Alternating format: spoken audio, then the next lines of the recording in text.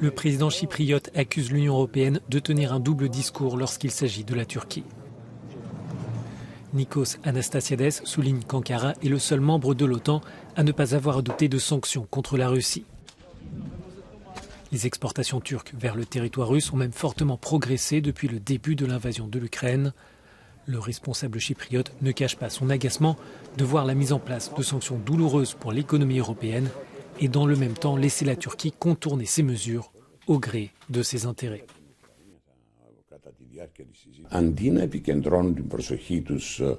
Au lieu de concentrer l'attention sur les mesures qui n'auront pas d'impact direct sur le marché russe,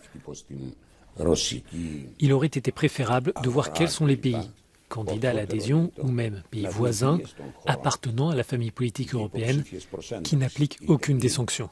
Et je vais être plus précis. Je parle de la Turquie, qui facilite en fait l'exportation de produits tels que l'acier russe vers l'Europe via la Turquie.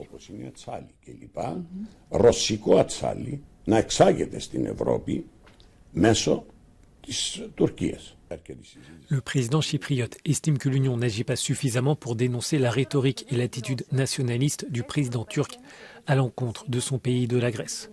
Selon Nikos Anastasiades, c'est pourtant ce dossier qui pourrait provoquer un autre conflit en Europe.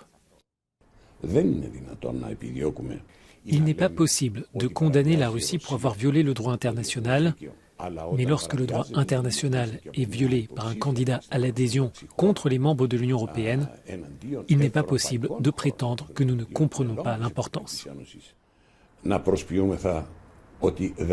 C'est cette tolérance qui encourage la Turquie et qui crée les risques d'un nouveau conflit au sein de l'Europe. L'île de Chypre est divisée depuis 1974 et l'invasion de la partie nord du pays par les forces turques. Depuis, de nombreuses tentatives politiques ont essayé de rapprocher les deux entités, de calmer les tensions, mais sans résultat tangible. Les difficultés se sont intensifiées après l'annonce par les autorités turques d'envisager l'envoi de matériel militaire sur l'île.